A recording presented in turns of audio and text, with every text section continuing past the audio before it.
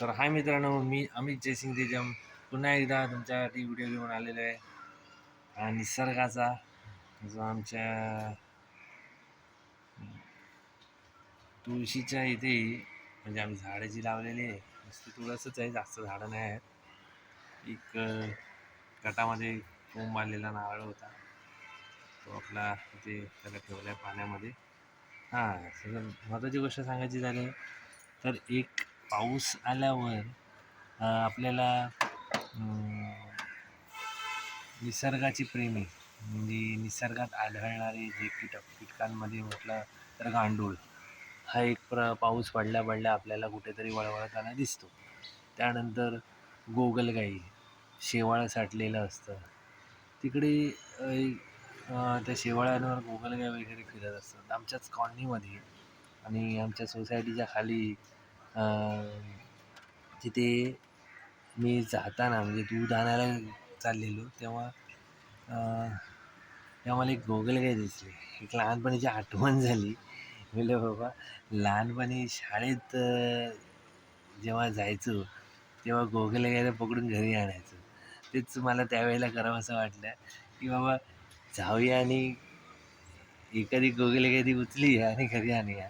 तर अशा प्रकारे ती गोगलगाय मी घरी आणली.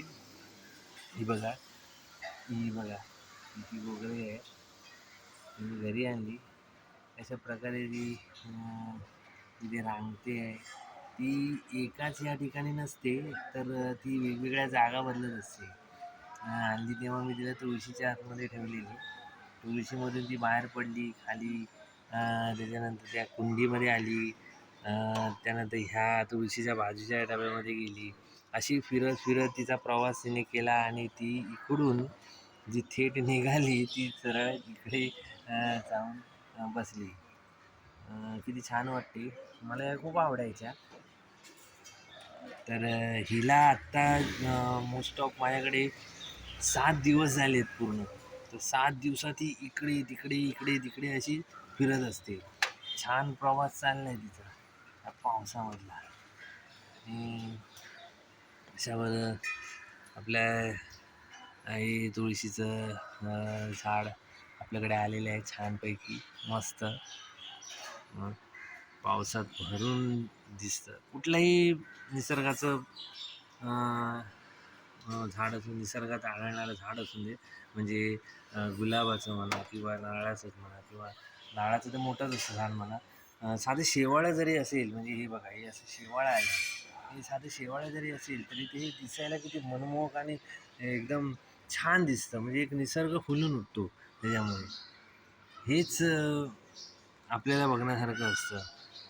म्हणून पावसाळा हवाहवासा वाटतो. तर आता माझा मी हा ब्लॉग पूर्ण करतोय. ही फक्त मला दाखवायची होती तुम्हाला.